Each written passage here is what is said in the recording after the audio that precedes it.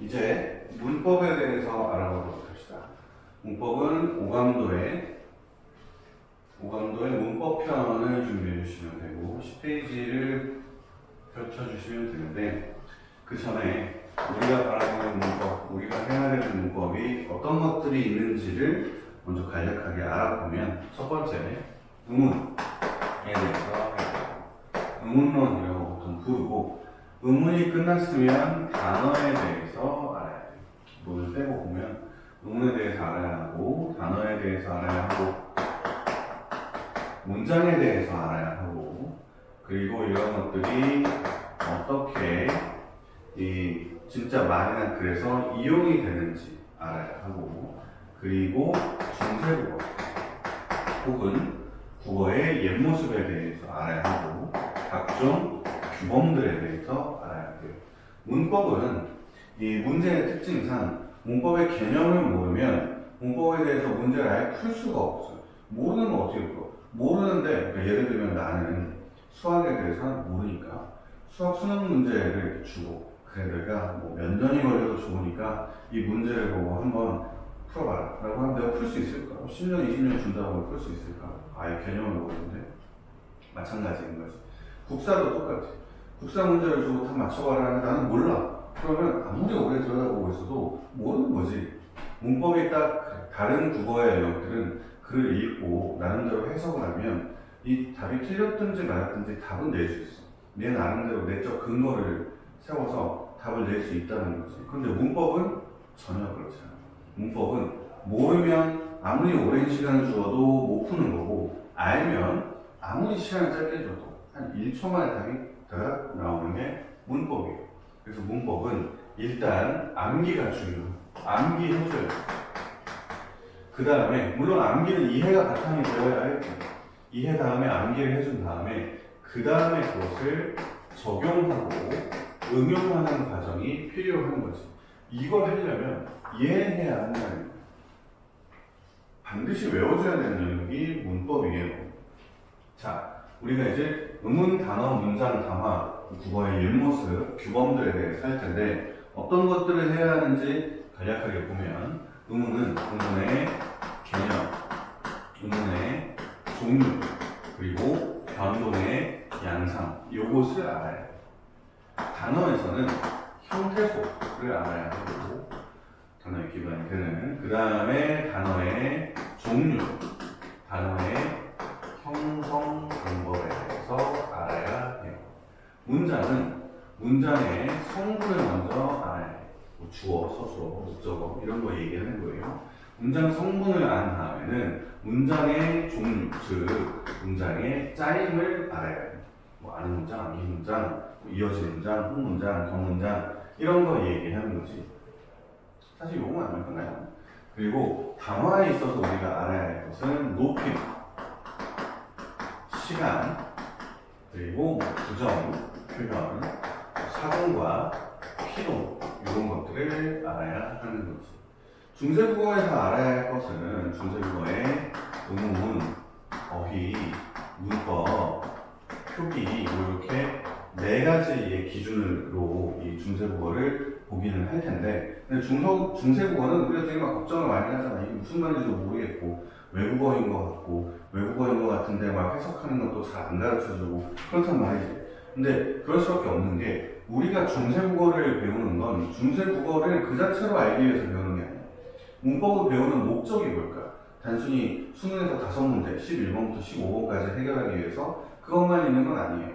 문법을 얼마나 정확한 문법을 자연스럽게 구사를 할 수 있느냐, 실제 생활에서, 즉 실제 말하는 생활에서, 실제 글을 쓰는 생활에서 이 문법을 통해서 얼마나 정확하고 명확한 문장을 구사할 수 있느냐, 얼마나 적절한 단어를 선택할 수 있느냐, 이게 이제 문법을 배우는 궁극적인 목적이거든요. 문법을 배우는 목적은 실생활에 적용을 하기 위해서고, 그런데 중세국어는 실생활에 적용할 일이 없겠지. 왜냐하면 우리는 모두 현대에 살고 있으니까. 중세국어에 대한 문제가 나오는 건 곧 현대국어를 물어보는 거예요. 이 현대국어의 지식이 있으면 중세국어를 함께 해석할 수 있는 거죠. 전혀 쫄 필요가 없어요. 규범은 몇 가지 규범이 있는데 일단은 표준 발음법이 있어요.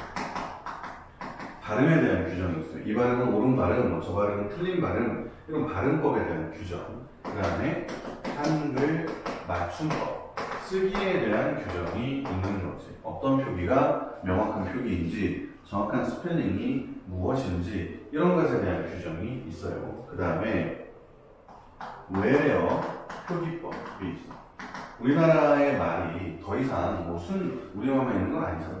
순 우리말 말고 사실 다른 말들이 훨씬 많지. 예를 들면 뭐 한자, 그러니까 중국에서 온 한자 어휘라거나, 예를 들면 예도 한자예요. 그리고 뭐 영어에서 들어온 말이라거나, 일본에서 들어온 말이라거나, 포르투갈에서 들어온 말이라거나, 이렇게 외국에서의 말들이 이 우리나라 말 어휘에 많이 들어왔다는 거지. 그래서 우리나라 말이 된 것들이 있어요. 그것들을 어떻게 표기할 것인가에 대한 표기법이 외래어 표기법. 그리고 한글의 로마자 표기법이 있어요. 이건 반대로 요즘 왜 그 얼마 전에 BTS가 빌보드 차트에서 1위를 했잖아. 뭐 BTS가 왜 BTS인지 알지? 모두 알잖아. 내가 모르지 사실. 한 소년단이잖아. 이거 BTS잖아요. 방탄소년단 모두 우리나라 말이야. 우리나라 말을 영어로 바꿔놓은 거지. 이게 바로 한글의 로마자 표기법입니다. 그래서 이 네 가지의 규정을 알고 있어야 한다. 그래서 여기까지가 우리가 배우는 큰 문법의 체계다라는 거지. 그리고 오늘은 그 중에서도 의문에 대해서 할 거예요. 의문. 왜 의문에 대해서 하느냐? 이게 그 우리나라 말을 혹은 글을 가장 작게 쪼개면 물론 의문보다 더 작게 쪼갤 수 있지만 보통 의문부터 시작해요. 의문보다 한 단계 큰 단위라고 하면 음절이 있겠지. 음절보다 한 단계 큰 단위를 형태소라고 합시다. 형태소보다 한 단계 큰 단위가 단어예요. 단어보다 한 단계 큰 단위가 어절이에요. 어절보다 한 단계 큰 단위가 구지. 구보다 큰 게 절, 절보다 큰 게 문장, 문장보다 큰 건 문단, 문단보다 큰 게 글 한 편이에요. 그 중에서도 우리 문법에서는 여기까지를 하는 거지. 여기까지가 이제 문법에서 다루는 영역이고, 그럼 여기는 어디서 다루느냐? 독서와 문학에서 다뤄요. 그래서 결국에는 사실 이 글 이해하려고 하는 거야. 그런데 이 글을 이해하기 위해서는 가장 작은 데부터 한번 해보자. 그래서 의문부터 하는 거예요. 자, 의문의 개념에 대해서, 의문은 개념, 종류, 변동이 중요하다고 했으니까 이 책에는 이렇게 위에 있는 거지만 이건 종류할 때 한번 해보려고 하고, 의문의 개념을 보면 의문의 개념은 아주 중요합니다. 수능 문제에서도, 그러니까 고3들이 보는 수능 문제에서도 의문의 개념을 통해서 이 정답과 오답을, 그러니까 적절한 것과 적절하지 않은 것을 구분하는 경우가 굉장히 많이 있어서 지금까지. 심지어 의문의 개념을 잘 몰라서 이 정답률이 50% 이하가 됐었던 문제들도 심심찮게 발견이 돼요. 의문의 종류, 의문의 뭐 변동 이런 것도 중요하지만 의문은 개념부터 잡고 가야 한다라는 거지. 의문의 개념은 말이야. 여기까지는 말이야. 여기까지는 말이야. 그 다음부터는 글자가 되는 거지. 말의 뜻을 구별해주는 최소의 소리가. 요게 의문의 개념입니다. 이거는 줄줄줄 나와야 돼. 줄줄. 의문이 뭐야? 툭 치면 말의 뜻을 구분해주는 최소의 소리다니 뭐 이렇게 나와야 한다는 거지. 예를 들면 여기에는 예가 있으니까 이런 발과 발. 이 두 가지 글자가 있다 칩시다. 그러면 요거 때문에 의미가 달라지는 거지. 의미가 구분되는 거예요. 이 비읍과 디귿 혹은 뭐 그 같은은 의미가 없어. 의미가 없는 거야. 의미는 없지만, 그러니까 요것의 의미가 뭐야? 라고 하면 우리는 뭐 말을 할 수가 없어. 그런데 이것 때문에 의미가 구분이 되는 거지. 그러면 얘네들이 이제 의미를 구분해주니까 의문이다라고 얘기할 수 있어요.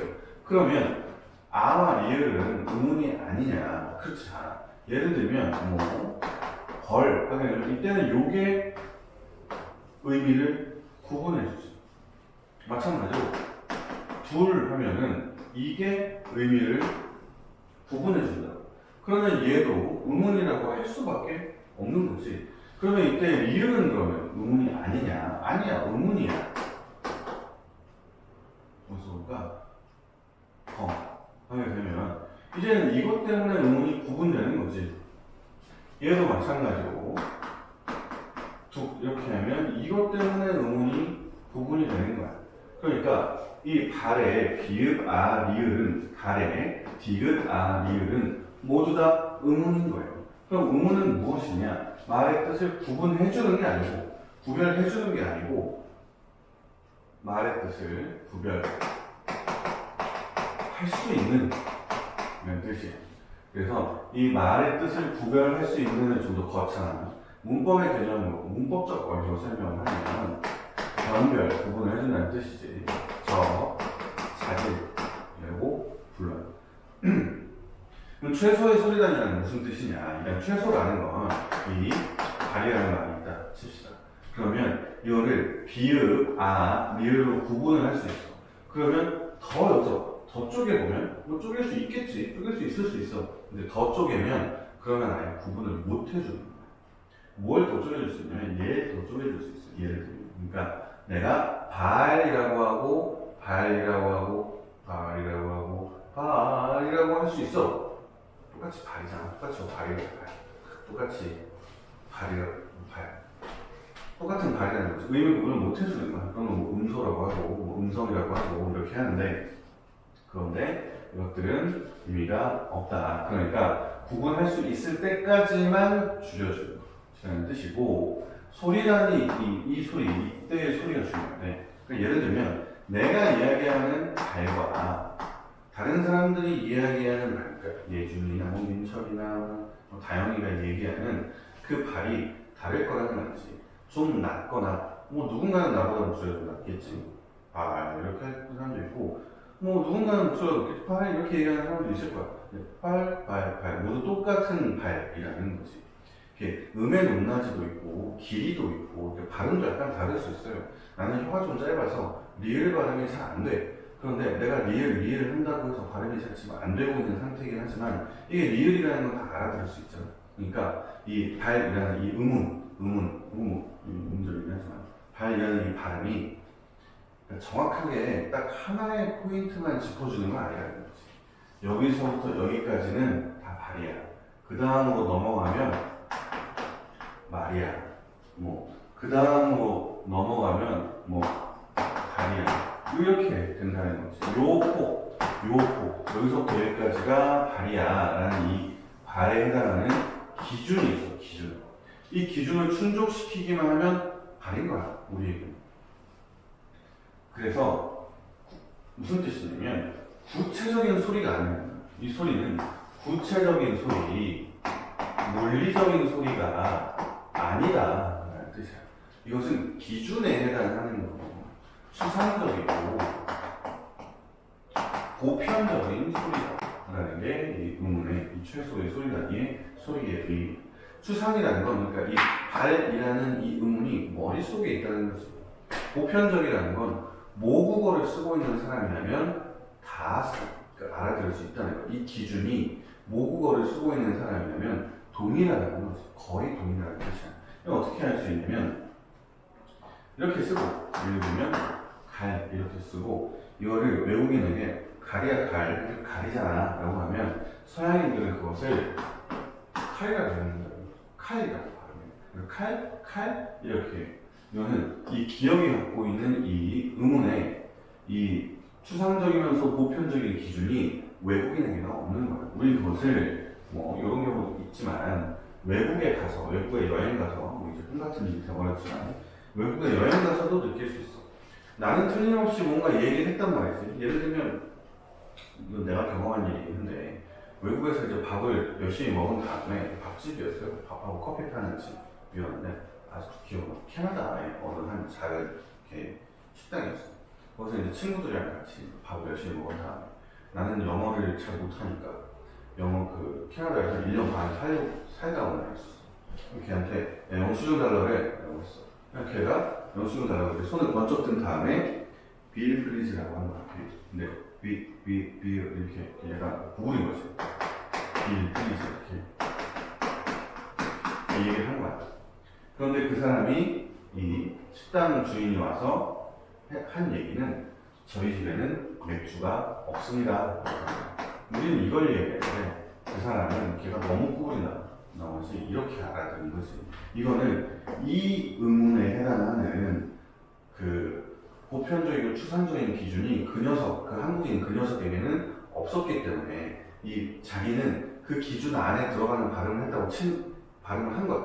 그런데 그 외국인, 모국어, 영어를 쓰고 있는 그 캐나다 사람이 듣기에는 이것에 해당하는, 이 기준에 해당하는 발음을 해버린 거지. 그래서 맥주는 없습니다. 죄송합니다. 이거 그냥 놈들아. 라고 얘기를 한 거죠. 이게 이제 의문의 특징인 거야. 그래서 우리가 어떻게 했느냐. 그다음부터는 너무 쪽팔리잖아. 부끄럽고. 그때가 또 낮이었거든. 낮술 먹는 어글리 코리안이라는 뭐 그런 생각을 하지 않겠지. 그래서 결국에 그 다음부터는 체크리즈라고 했어. 같은 말이니까 어차피 영수증 달라고. 그 다음부터는 한 번도 실수를 하지 않았다. 정확하게 이 영수증을 가져다 주더라 라는 거지. 그런 일이 있었어요. 그래서 이 소리는 추상적이고 보편적인 소리다 라는 뜻인 거지. 자, 그러면 의문의 종류를 알아보도록 합시다. 의문의 종류는 이제 의문의 체계를 보면 돼요. 크게 두 가지로 나눌 수 있어. 먼저 크게 두 가지로 나눠봐야 돼. 분절 의문과 비분절 의문이 있는 거죠. 비분절 의문이 있어요. 이 분절과 비분절, 분절이라는 뜻이 이렇게 나눈다라는 뜻이니까 분절 의문은 나눌 수 있다는 뜻이야. 즉 이런 거 얘기하는 거지.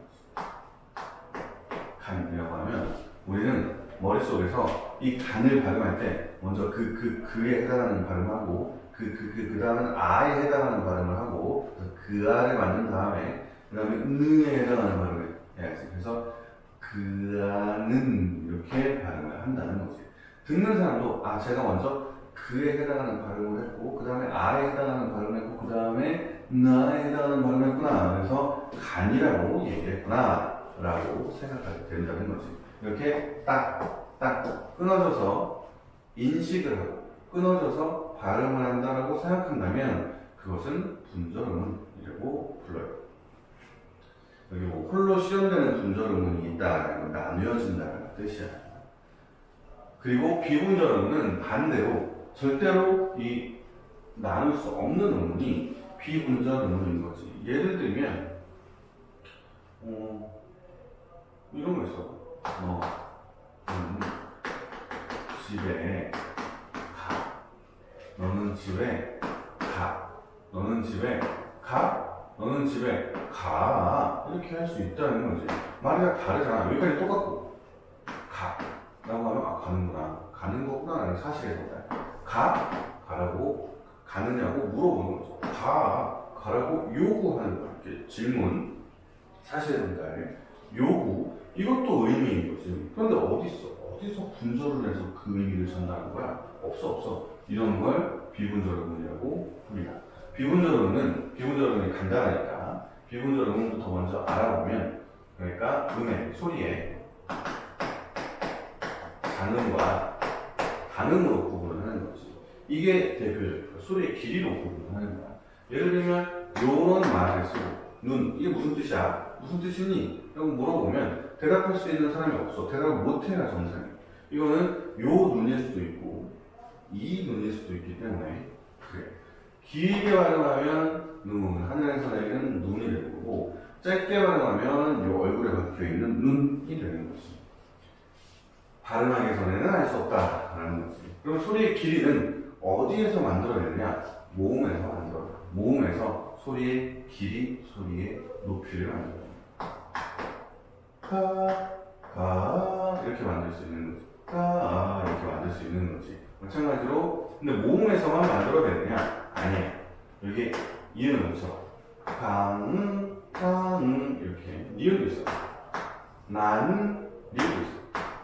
갈 수 있는 거지. 모음과 니은, 니을, 미음, 이응에서 만들 수 있습니다. 그리고 이 이응, 니은, 니을, 미음을 우리는 음의 종류에서 배울 텐데 유성, 울림소리라고 불러요. 모음과 자음의 울림소리. 그러니까 모음은 울림소리거든. 그러니까 울림소리에서 소리의 길이와 높낮이를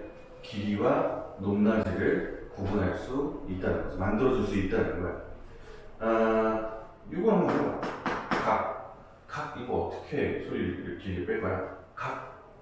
나는 길게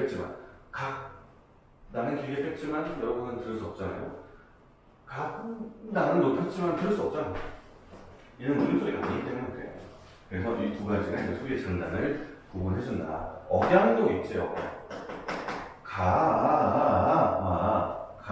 이건 좀 다르잖아. 억양이 다르니까 의미도 달라지는 거지.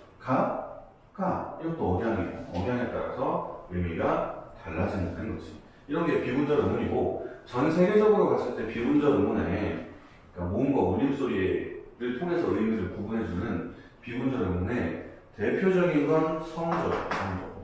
우리나라 말에는 없지만 중국어에도 있고, 태국어에도 있고, 베트남어에도 있는 그 성조가 전 세계적으로는 가장 일반적인 비분절 음운인 거지. 그럴 수밖에 없는 게 이 중국의 인구가 화력까지 치면 한 20억 가까이, 20억이 넘을 수 있으니까 그러니까 뭐 전체 인구의 몇 %는 됐어 그게.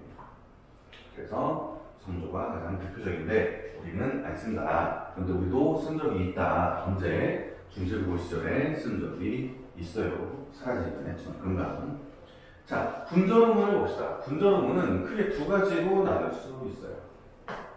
분절음문은 분절이 되는 음은 이런 애들인 거지. 이런 애들이 분절음문이야. 자음과 모음으로 나눌 수 있어요. 자음과 모음은 그럼 어떻게 나누느냐 얘기가 안 나와 있지만, 자음은 입 안에서 장애가 있는 거고, 모음은 입 안에서 장애가 없는 거야. 근데 이때 장애가 왜 나오냐면, 소리를 내기 위해서는 장애가 필요해요. 그러니까 이 소리를 내기 위해서는 두 가지가 필요해요. 원래 이 소리를 만들어내는 거, 조음이라고 불러요. 조음. 소리의 형성인 거지. 소리의 형성이라는 뜻이야. 소리를 만들어내기 위해서는 두 가지가 필요한데, 첫 번째는 공기가 필요하겠죠. 공기가 흘러야 돼. 그냥 가만히 있어 봅시다. 가만히 있으면 지금 문도 닫혀 있으니까 이 안을 가득 메우고 있는 공기에는 아무런 이동이 없겠지. 이렇게 가만히 있으면 소리가 나지 않아. 그런데 내가 움직여볼까? 그럼 이제 공기에 이동이 있겠지. 내가 공기를 밀고 있잖아.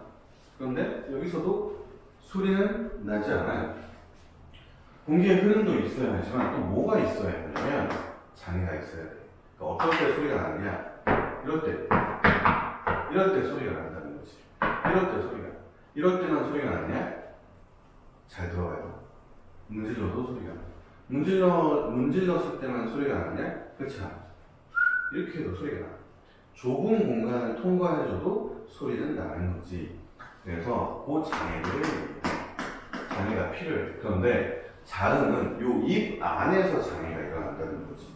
그러니까 인간이 이야기를 할 때 공기를 내뿜는 건 여기서부터 이제 이렇게 해서 공기가 나오게 되겠지. 그런데 장애는 요 입 안에서, 목구멍부터 이 입술까지 요 입 안에서 장애가 나타나게 되면 그것을 자음이라고 불러요. 그럼 모음은 입 안에서 장애가 안 일어나면 어디에서 장애가 일어나는 걸까? 소리가 나기는 나야 돼. 그래야 공기가 떨려 나가면서, 공기가 이렇게 떨려서 이렇게 나가면서 이렇게 소리가 난다는 거지. 그럼 모음은 어디에서 소리가 나느냐? 뭐 장애를 일으키느냐? 모음은 여기서 장애를 일으켜. 여기 성대에서 장애를 일으키는 거지. 성대가 이렇게 두 개가 이렇게 맞닿아 있잖아. 팔을 떨리잖아. TV 같은 데서 본 적 있지. 이렇게 팔을 떨면서 공기 이렇게 퉁 쳐줘. 퉁 쳐주면 입 안에 한번 이렇게 확장이 된 다음에 이렇게 퍼져나가게 되는 거지. 그래서 모음은 입 안에서 장애를 일으키는 게 아니고 성대를 이용해서 떨림을 만들어준다. 그것이 무음입니다. 자음을 낳는 기준은 3개가 있어요. 여기도 나오지만 조음의 위치, 조음의 방식, 그리고 소리의 색이, 이렇게 3개가 있어요. 간단한 것부터 알아봅시다. 소리의 색이 가장 소리를 조금 내는 걸 우리는 예사소리라고 불러요. 예사소리. 그 다음으로 소리를 좀 세게 내는 걸 된소리라고 불러요. 그 가장 소리를 세게 내는 걸 거센소리라고 불러요. 이런 거 얘기하는 거지. 이런 거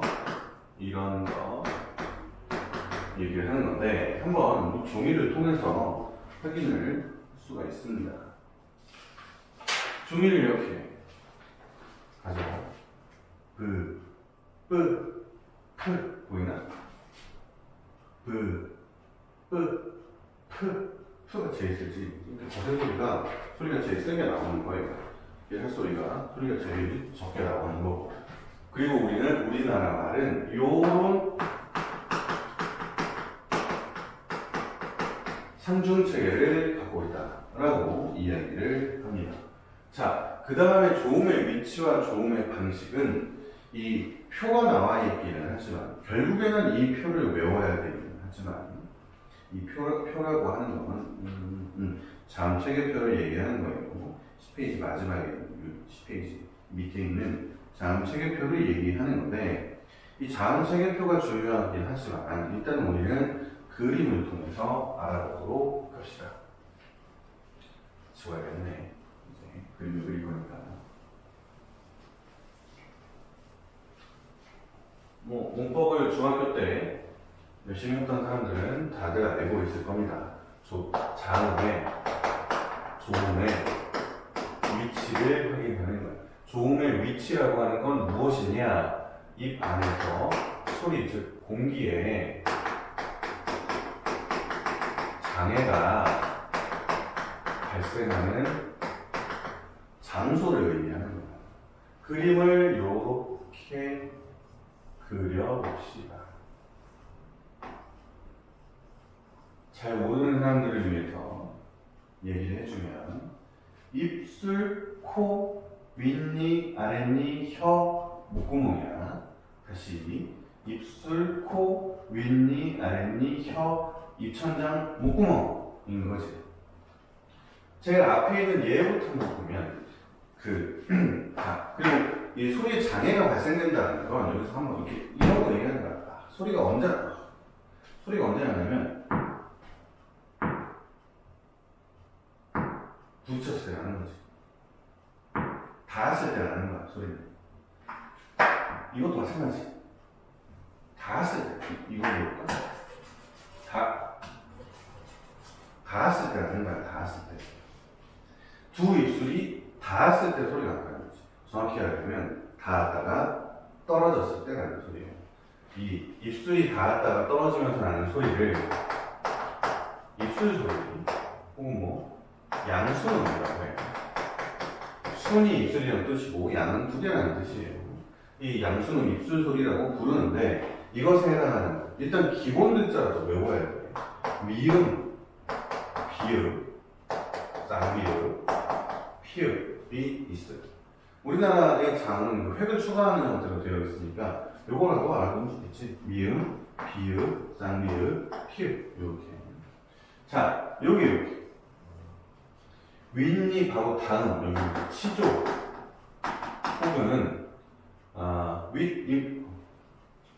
잇몸소리라고 부르지. 윗잇몸소리, 잇몸소리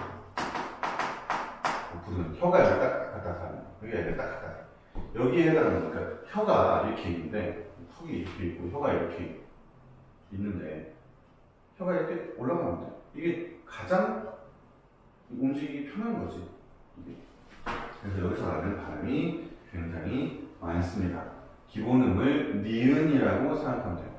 니은. 그러니까 니은에 해당하는 이 디귿, 그리고 디귿에 딸려 나오는 쌍디귿과 티읕, 그리고 이 디귿과 아주 유사하게 생긴 애는, 정확히 얘기하면 티읕과 아주 유사하게 생긴 애, 리을이지. 그리고 또 시옷도 여기에서 와요. 스 효가 이렇게 올라가서 혀가 올라가서 안 되지. 그 다음에 여기 시조 윗니 바로 뒤에 이것을 전국의 혹은 센 입천장 소리라고 불러요. 이 한자어와 수문이라는 표현을 같이 알고 있어야 합니다. 경구형에 해당하는 게 지읒, 시 있으니까 당연히 쌍시옷과 시옷도 있겠지. 요 니은, 디귿, 리을, 시옷이 치조형에 해당하고 지읒이 경구형에 해당하는 거. 여기 이렇게 눌러보면 혀로 이렇게 눌러보면 말랑말랑한 부분이 나와요. 거기 잘못 눌러있죠. 그래 되는 거지. 이곳을 연구계 혹은 여인 입천장 소리라고 불러요. 기억이 있으니까 당연히 얘네들도 같이 나오겠지. 그리고 이응이 있어. 기억하고 이응을 알아줘야 하는 거지. 그리고 여기 목구멍에서 나는 소리가 있어요. 이제 여기가 후 목청 소리라고 불러요. 이것에 해당하는 게 히읗인 거지. 자, 요것들을 외워주어야 한다. 이거 외워주는 게 제일 좋고, 외우기 싫다라고 한다면 이 조음의 위치를 말하는 이 그림이 무엇을 의미하고 있는지 알아야 돼. 장애가 발생하는 장소, 즉 닿아 있는 장소를 의미한다는 거지. 그래서 만약에 비읍이 조음의 위치가 어디지? 라는 게 이제 약간 헷갈려. 그러면 비읍을 발음하기 바로 직전 상태, 즉 소리가 나기 바로 직전 상태에서 멈춰보면 돼. 그래야 소리가 어디서 나는지 알 수 있는 거지. 비읍을 발음하기 바로 직전 상태에서 멈췄을 때 입 안에 어느 한 부분이 맞닿아 있어. 그러면 거기가 바로 소리가 장애가 일어나는 부분이고, 그리고 그곳이 그 비읍의 음의 종류가 되는 거야. 조음의 위치에 따른 종류가 되는 거지. 비읍을 발음하기 바로 직전 상태에서 멈춰봅시다.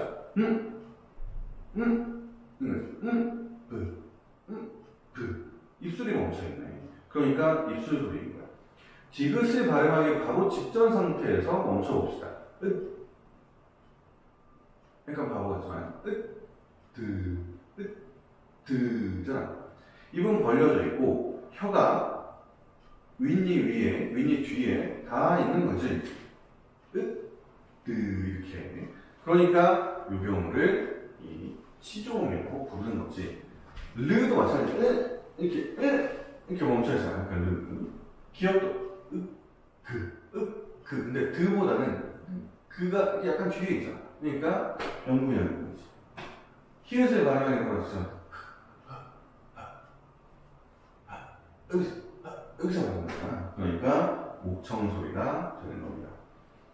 그래서 이 표가 어떤 건지 이해를 해도 되고, 그리고 외워도 되는 거지. 물론 가장 좋은 건 외워주는 거예요. 자, 그렇다면 조음의 위치를 알았으니까 자음의 조음의 방식도 알아두면 좋겠지? 조음의 방식 5개가 있어요. 일단 이름부터 보면 하, 여름, 마, 차름, 화, 차름, 비음, 유, 이렇게 나뉘는 거지. 설마 잘못한 것 같은데. 자, 어떤 식으로 조음이 이루어지냐면 파열음이라고 하는 건 입이 완전히 닫혔다가 완전히 열리는 의미예요. 이런 게 파열음이지. 진짜 뭔가 뽑아내는 건 아니고 완전히 닫았다가 완전히 열어주는 의미인 거지. 그래서 터트려지는 듯한 느낌이 들어. 이렇게 그에 해당하는. 그러니까 당연히 뭐 쌍기읍, 쌍기역 이런 게 전부 여기에 해당하는 겁니다. 피읍, 티읍 마찬가지고. 마찰은 입을 불완전하게 닫았다가 쭉 가는 거야. 그러니까 닫지 않아. 살짝 떨어져 주는 거야. 휘파람처럼. 이것에 해당하는 게 스와 흐야. 어딘가 닿지 않지. 파찰은 파열로 시작해서 마찰로 끝나는 게 파찰이에요. 그래서 입을 완전히 닫았다가 불완전하게 열어주는 거야. 즈는 즈를 발음하기 바로 직전부터 멈춰봐요. 다 했어. 그런데 발음해봐 실제로. 혀를 이렇게 살짝만 뒤로 밀어주는 거지. 이렇게 하차음입니다. 비음은 여기를 올려주는 거야. 여기 공기가 이렇게도 나가지만 공기가 이렇게도 나가지만 이렇게도 나가는 게 비음인 거지. 그래서 입으로 나가고 코로 나가고 요게 코로 나가고 이게 비음이에요. 비감을 올려주는 거지. 여기에 해당하는 게 니은, 미음, 이음인데 이때 이음은 받침만 해당하는 거야. 발음을 해보면 알 수 있습니다. 마찬가지로. 근데 어떻게 발음해봐야 되냐? 코를 막아줘요. 코를 이렇게 딱 막고 드 발음을 해봅시다. 스. 아무리 해도 코가 울리지 않지. 비음이 아니라서 그래. 그럼 요거 미음을 발음해볼까?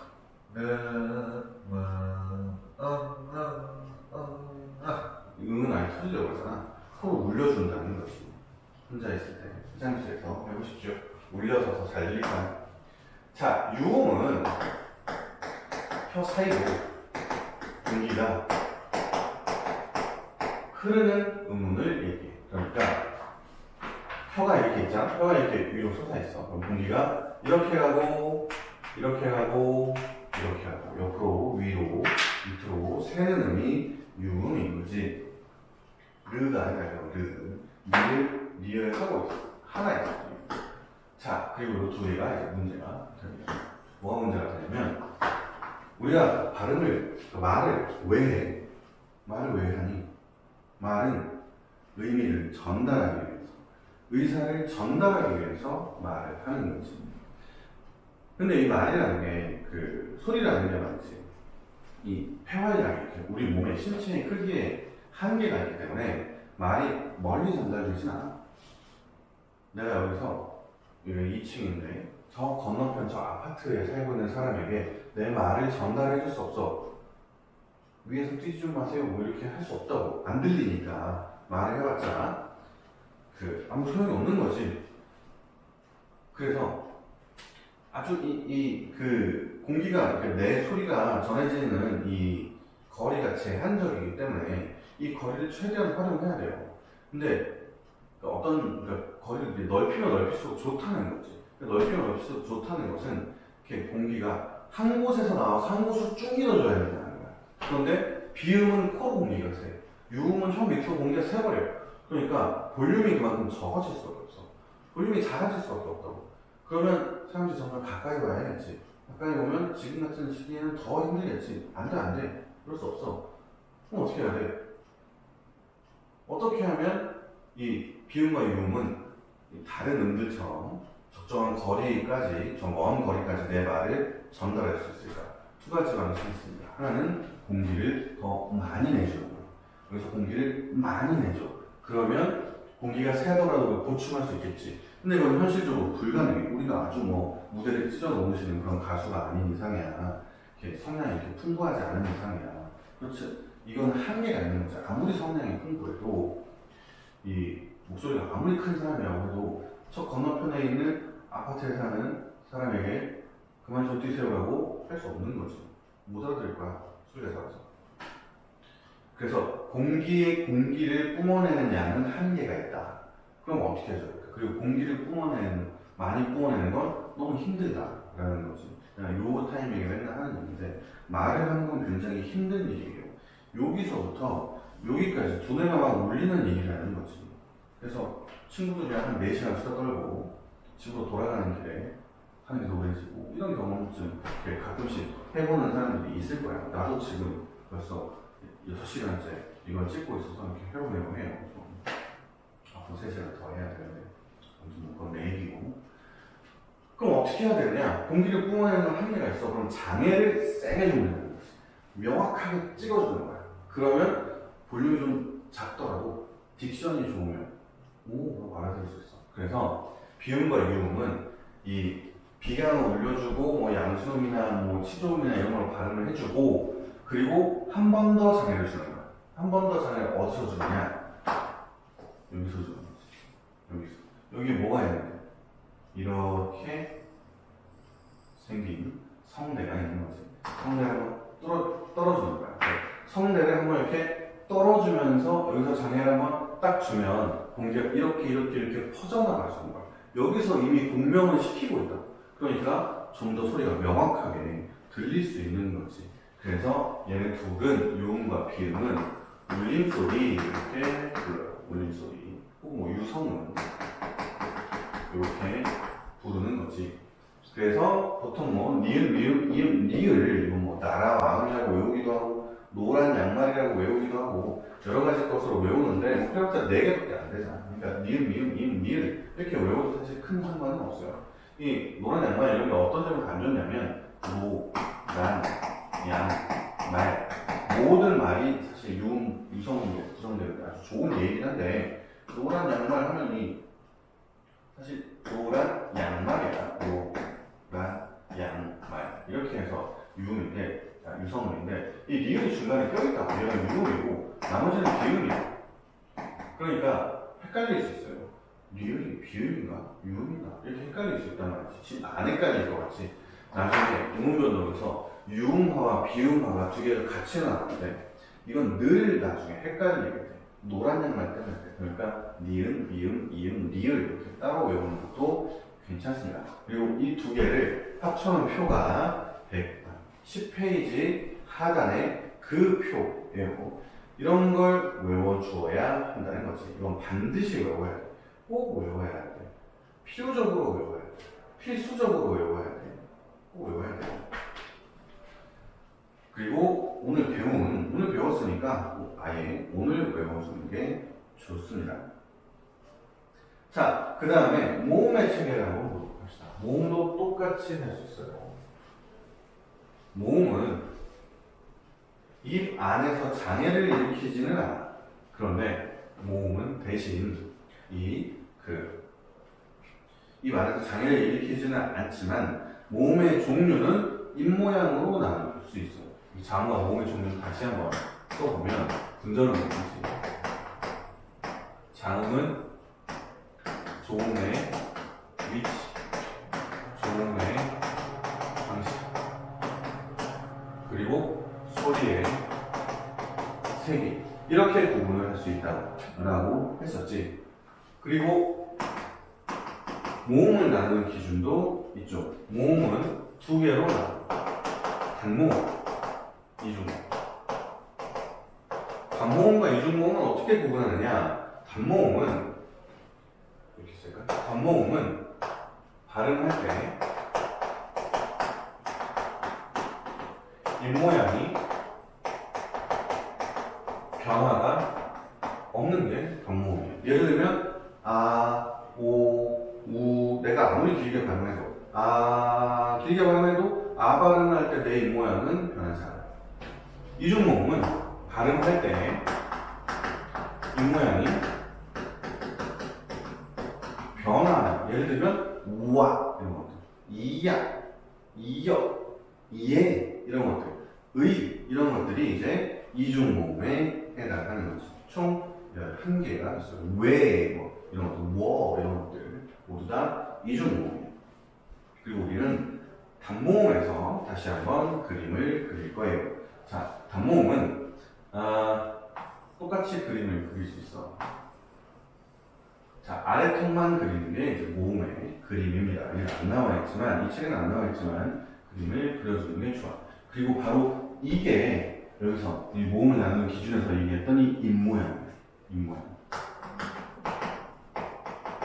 입이라고 하면 우리 보통 입술만 생각하지만 모음에서 이야기하는 입모양은 입술을 의미하는 게 아니고 입술, 혀의 위치, 혀의 높이를 같이 얘기하는 거야. 근데 왜 아래턱만 그리느냐? 이건 혀의 높이 때문에 그래. 혀의 높이가 위로 올라간다는 건 입을 조금만 벌린다는 거야. 위로 올라가는 거지. 혀가 이제 위에 있는 거지. 혀의 높이가 아래로 내려간다는 건 입을 크게 벌리는 거야. 근데 입을 크게 벌리는 방법이 두 가지가 있는 거지. 아래 턱을 밑으로 내려. 이 방법이 있고, 위 턱을 위로 올려. 이 방법이 있어. 근데 위 턱을 위로, 이렇게 발음하는 거랑, 이렇게 발음하는 거랑 뭐가 쉬울까? 위 턱을 위로 올리는 형태로 입을 크게 벌리면 코, 눈, 뇌를 다 맞춰줘요. 그런데 턱을 밑으로 내리는 형태로 혀의 위치를 낮추는 거는 아래 턱만 내리면 돼. 그러니까 턱을 내리는 거랑 아래 턱을 내리는 거랑 위 턱을 올리는 건 같은 거지만 아래 턱을 내리는 게 편하기 때문에 아래 턱을 내리는 거야. 그래서 아래 턱 만드는 거지. 입술을 혀의 위치, 혀의 높낮이와 위치 이런 걸로 구분을 하게 됩니다. 입술로 이 모음을 구분하는 걸 원순모음과 평순모음이라고 불러요. 원순모음의 원은 우리가 알고 있는 그 원이야. 둥글다는 원, 둥글다는 원. 그래서 오, 우 이런 거지. 오, 우, 위 이런 게 원순모음이야. 평순모음은 그 밖에 있는 것들이죠. 이런 것들인데, 근데 잘 생각해보면 동그랗잖아. 동그래.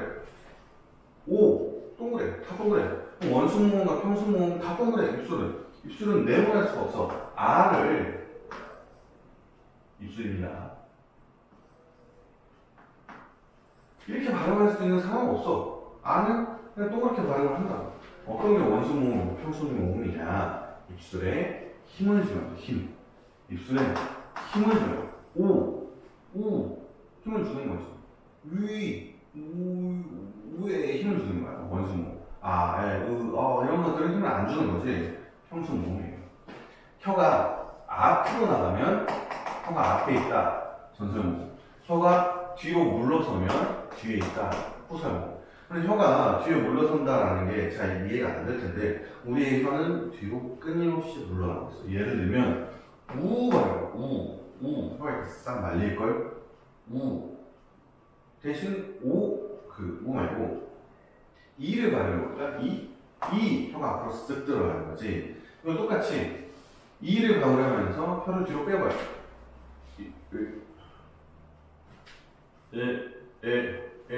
이상해지는 거지. 우를 발음하면서 혀를 앞으로 끌어와. 이상해져. 그러니까 꼭 한번 해보는 게 좋아요. 혼자 있을 때.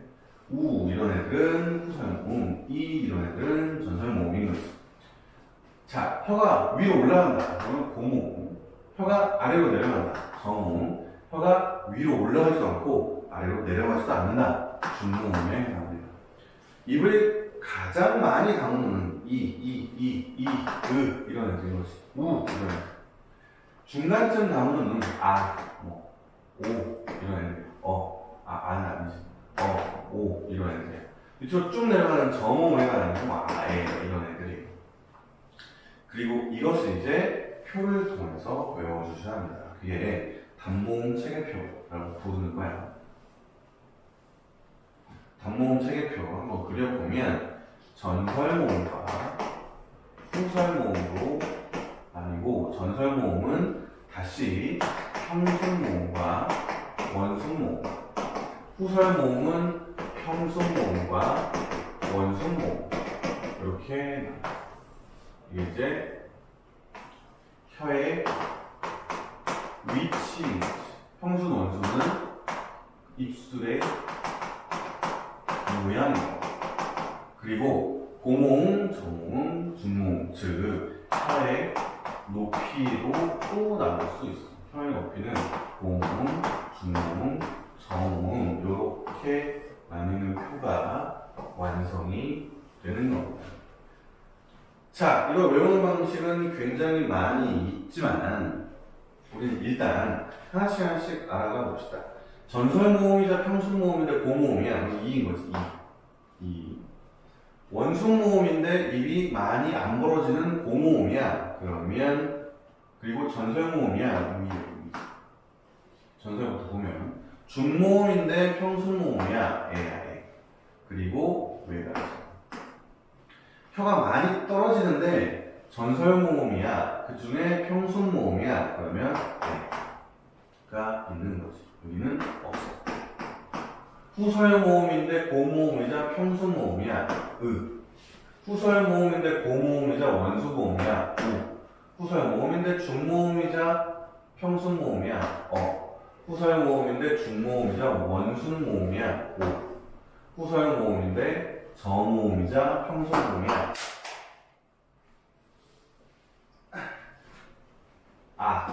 여기는 없습니다.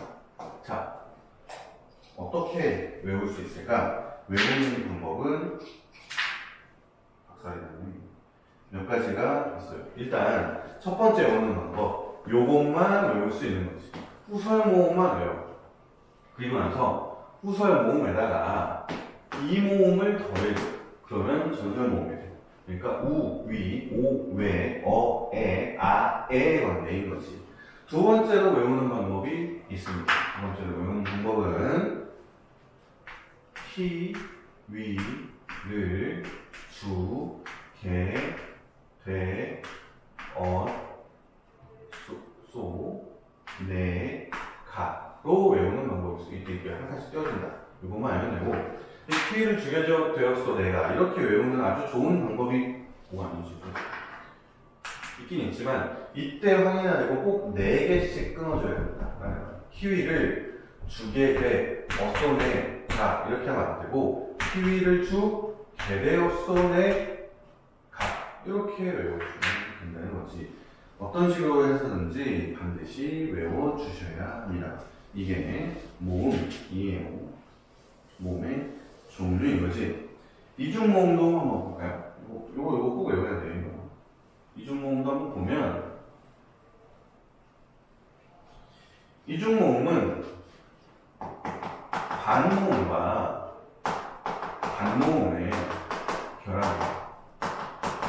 왜 반모음이라고 하느냐라는 건 자음과 모음의 이름부터 알 수 있어. 이름부터 시작을 해야 돼. 얘가 자음이지. 얘가 자음. 이렇게 쓰는 자음이야. 아들 자자 쓰는 자음. 자식 자자 쓰는 자음이야. 얘는 모음이야. 엄마 할 때 그 모음이야. 이게 왜 그러냐면 이 아라는 모음이 가라는 얘를 이렇게 안고 있는 것 같은 거지. 고도 마찬가지야.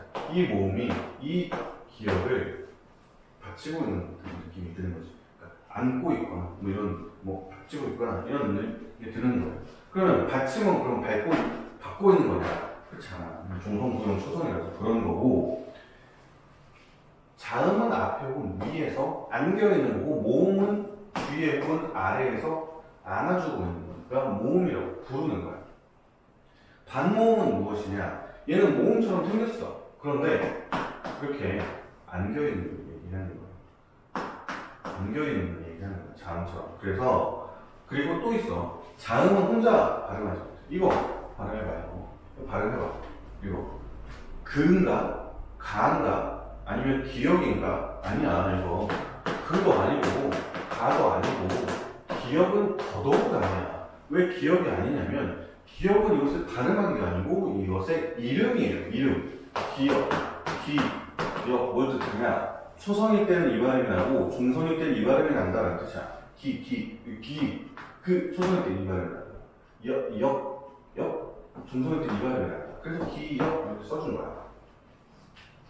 발음이 아니고 발음하는 방법을 나타내는 명칭이라고. 명칭. 이름. 기억은. 자음은 그 자체로 발음을 못해요.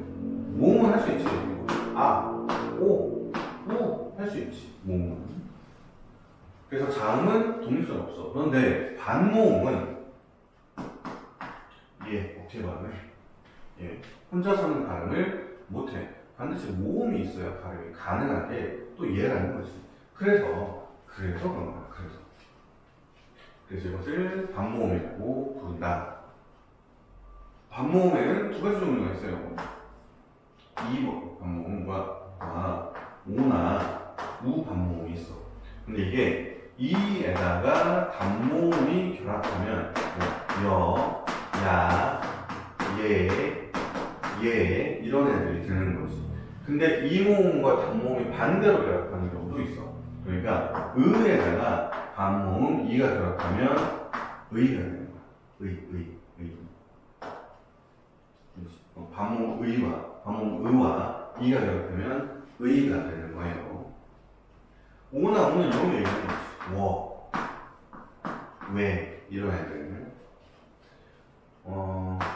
와 이런 애들, 왜 이런 애들, 우나 오가 단모음과 결합하는 게 이중구문입니다. 자, 그 다음에 이 음운이 이제 우리 여기까지 이제 음운의 종류와 개념과 종류를 얘기했고, 이 음운들이 모여서 음절을 이루는 거예요.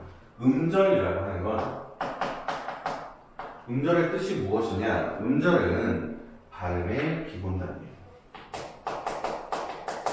발음의 최소 단계가 음절인 거지. 발음 기준이에요. 발음 기준. 그러니까 얘는 하나의 음절이 될 수 없어요. 왜냐면 우리가 발음을 못 하거든. 얘는 하나의 음절이 될 수 있는 거지. 발음을 하니까 가. 얘는 하나의 음절이 될 수 있어요. 발음을 하니까 아 이렇게. 그런데 받침 기억은 역시 하나의 음절이 될 수 없어. 발음을 못 하니까. 그런데 이거는 발음할 수 있죠. 아 이렇게. 여기 없다라는 표시에 이응이 붙는 거고 이 자리에 아무것도 없다라는 표시야 이건. 그래서 음절은 무엇으로 구분을 하느냐? 모음. 음절 하나당 모음 하나인 거지. 한 모음에 한 음절인 거야. 그리고 또 이런 것도 있어. 꽃이 얘는 음절 아니야. 아니 표기야. 음절로는 어떻게 쓰느냐? 꽃이 이렇게 쓰는 거지. 이게 음절이야. 음절. 발음에 관련된 현상이에요. 모음이 두 개니까 이음절의 그 어절인 거지. 이것은 요게 음절입니다. 그래서 음절은 반드시 모음이 필요하다라는 거예요. 자, 문제도 한번 풀어보면 좋을 텐데, 자, 문제 한번 풀어봅시다. 1번 문제부터. 다음은 의문에 대한 학습지 활동 중 일부이다. A에 들어갈 내용으로 적절한 걸 한번 풀어봅시다. 먼저 한번 풀어봐요. 기억. 발의 초성, 중성, 중성을 다른 의문으로 바꾸고 여러 단어를 만들어보자. 초성을 바꾼 경우 달, 살, 중성을 바꾼 경우 불, 볼, 불, 중성을 바꾼 경우 박, 방. 니은 다음 단어를 길게 발음할 때와 짧게 발음할 때의 차이를 이용해 문장을 만들어보자. 길게 발음할 때 눈이 펑펑 낸다. 짧게 말할 때 아이눈이 초롱초롱하다. 기억과 니은을 함께 고려할 때 의문은 단어의 뜻을 구별해준다 라는 거지. 의문의 개념을 물어보는 거예요. 2014학년 예비시에 고3용 문제 어떤 말 이렇게 문제가 나올 수 있다고. 의문은 문자로 표기할 수 있다. 아니지. 비문절 의문은 문자로 표기할 수 없어요. 의문은 단어의 뜻을 구별해준다. 이 맞고, 의문은 일정한 조건에서 변화한다. 이것은 의문 변동에 해당하는 거야. 여기서는 일정한 조건에 따라서 변화하지 않지. 달이라고 쓰면 그냥 우리 달이라고 있는 거야. 변하는 게 아니고. 감정의 차이를 표현할 수 있다. 뭐 비문절 의문으로 표현할 수 있겠지. 비문절 의문에만 해당하는 거야. 그러니까 눈, 하늘에서 내리는 눈 이렇게 할 수 있고, 눈 이렇게 할 수 있어. 감정 표현할 수 있어. 어떤 때? 비문절 의문일 때. 억양을 통해서 표현할 수 있는 거지. 자, 2번. 보기를 참고하여 철수에게 해줄 수 있는 조언으로 적절한 것. 국어의 단모음 체계가 이렇게 쭉 있네요. 철수의 말. 영희야, 넌 개와 개를 정확하게 구분해서 발음할 수 있니? 난 잘 안 돼서 말할 때마다 머뭇거리게 돼. 어떻게 하면 좋을까?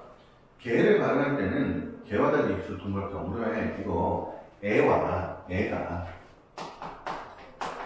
원순모음인지 물어보는 거지. 그럼 평순모음이니까 동그랗게 오므릴 필요가 없죠.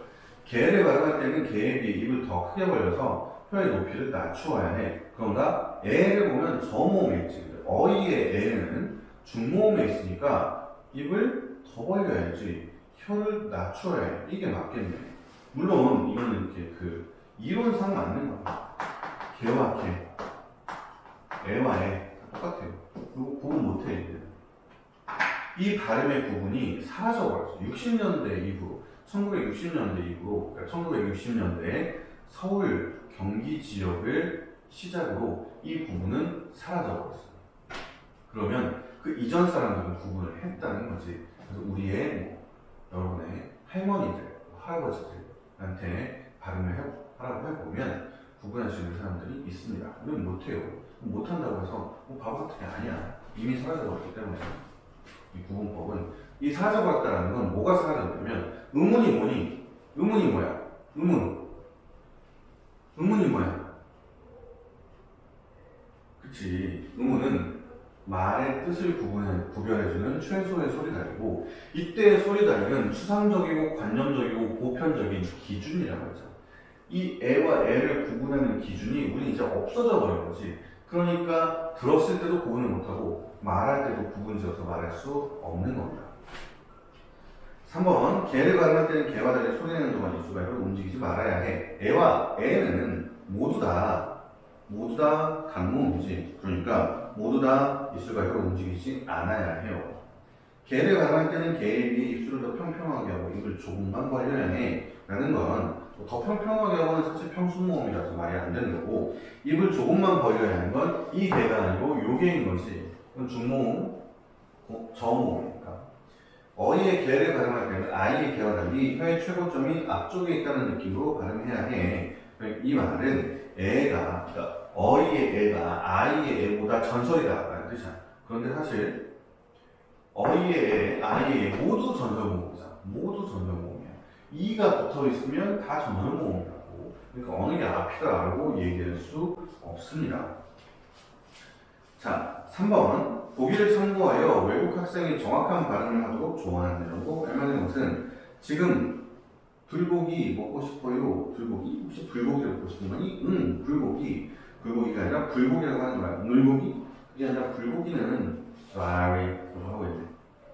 자, 어떻게 조언해야 할까? 불은 불처럼 혀끝을 위 잇몸에 닿게 내서 소리내야 해. 아니지.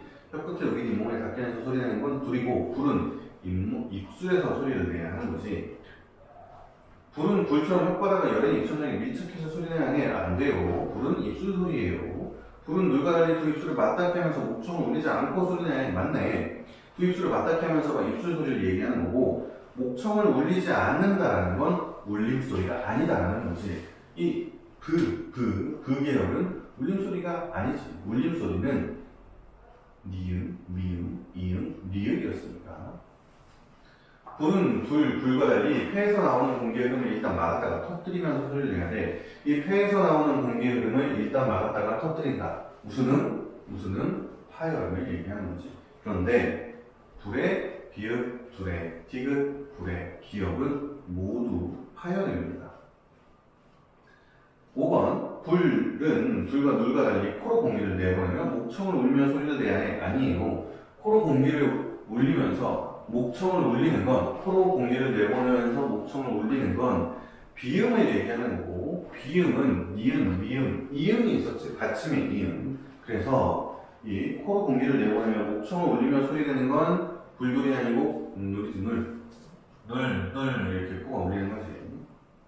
자, 4번. 다음 자료를 바탕으로 국어의 음절에 대해 설명하며 어로 적절하지 않은 것은 음운이 모여서 이루어지는 소리의 결합체를 음절이라고 한다. 그치? 현대 국어의 음절 유형은 다음에 4가지로 나눌 수 있다. 중성으로 이루어진 음절, 이런 거 얘기하는 음절인 거지.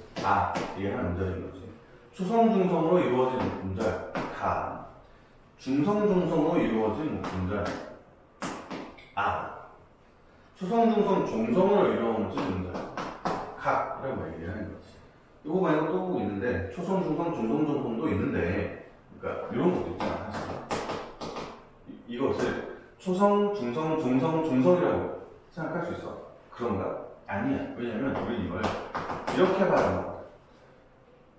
음운은 발음에 관련된 형사, 음절도 발음에 관련된 말로 했지. 발음은 이렇게 한다고. 그러면 초성, 중성, 중성이지. 그래서 초성, 중성, 중성은 음운 혹은 음절에는 없다라고 생각해야 돼. 초성은 최대 2개의 자음이 온다. 그런가? 아니지. 초성은 하나의 자음이 와야 돼요. 중성에 올 수 있는 음운은 모음이다. 이게 맞네. 중성에 올 수 있는 음은 자음이지. 보면 각, 형 모두 다 기역, 리을, 이음 모두 자음이지. 초성 또는 중성이 없는 음절이 있다. 그렇지. 중성으로만 이루어진 게 있죠. 모든 음절에는 중성이 있어야 한다. 그렇지. 음절은 모음으로 나누는 거라고 했으니까. 그리고 이 자료의 기역, 니은, 디귿, 리을을 봐도 중성, 초성, 중성, 초성, 중성 모두 다 중성은, 즉 모음은 공통적이잖아. 그러니까 이 모든 음절에는 중성이 있어야 하고, 이 말은 곧 음절의 개수를 세는 문제가 나온다면 모음의 개수만 세주면 된다라는 뜻이기도 한 거지. 자, 이게 의문의 개념과 종류예요. 그럼 나머지 하나가 이같이 의문의 변동이 나왔습니다. 의문의 변동은 간략하게만 살펴봅시다. 일단 의문은 발음의 현상이라고 했고, 이 발음이 변동이 되는 거지. 일정 환경 의문이 한 의문이 다른 의문으로 바뀌어 발음이 되거나, 혹은 한 의문이 발음이 되지 않거나, 혹은 일정 환경에서 한 의문이 생겨나서 발음되는 현상이 의문 변동이에요. 의문 변동은 왜 그러냐면, 의문 변동이 일어나는 이유가 있어요. 일단 다시 한번 얘기해 봅시다. 말을 하는 건 굉장히 힘든 작업이에요. 목도 아프고 배도 고프고 머리도 울려. 아주 힘들어. 그럼 이 힘든 걸 최대한 덜 힘들게 하고 싶은 거지. 이게 이제 발음의 경제성이에요. 어느냐. 예를 들면 이런 거 있죠. 국물, 국물, 국물, 국물. 너무 힘들어. 국물, 국물. 이것을 국물을 이렇게 발음하면 좀 더 편해진다는 거지. 이게 발음의 경제성이에요. 그런데 발음의 경제성이라고만 하자면 가장 발음이 편한 건 모음만 발음하는 거지. 이렇게 발음하는 게 가장 편합니다. 그런데 우리 모든 발음을 아나 으로 바꾸지 않아. 왜냐면 들어봐요. 내가 뭐라고 할게? 내가 뭐라고 했어? 자, 열심히 공부해야지 라고 했을까? 알아들 수가 없다는 거지. 즉, 의문은 변동을 하는 게 맞아. 발음을 편하게 하기 위해서, 힘을 덜 들이기 위해서 변동을 해서 발음하는 게 맞아. 그런데 의미가 전달이 되는 정도까지만 변할 수 있어. 이게 한계인 거죠. 왜냐하면 의미 전달이 말의 목표이기 때문에 이 목표마저 무시할 수는 없다는 거지. 이게 의문 변동의 목적과 한계입니다. 그리고 의문 변동에는 4가지 방식이 있어요. 교체, 두 번째는 축약, 세 번째는 탈락, 네 번째가 첨가예요. 어떤 거냐면 교체는 어떤 특정 조건 하에서 한 A라는 의문이 B라는 의문으로 바뀌어서 발현되는 거예요. 일단 요거만 알아봅시다. 그리고 의문의 수에는 변화가 없는 거지. 축약은 두 의문이 전혀 다른 한 의문으로 바뀌는 현상이에요. 이거는 의문의 수가 마이너스 1인 거야. 탈락은 한 의문이 특정 조건 안에서 없어져 버리는 거예요. 의문의 수가 당연히 마이너스 1이 되겠죠. 첨가는 어떤 조건 안에서 갑자기 한 의문이 새롭게 생겨나는 거예요. 얘는 의문의 숫자가 더해지는 거지. 이 모든 건 발음을 편하게 하고 의미를 전달하기 위해서 그런 겁니다. 자, 의문의 변동 첫 번째 교체부터는 다음 시간에 하도록 하겠습니다. 수고하셨습니다.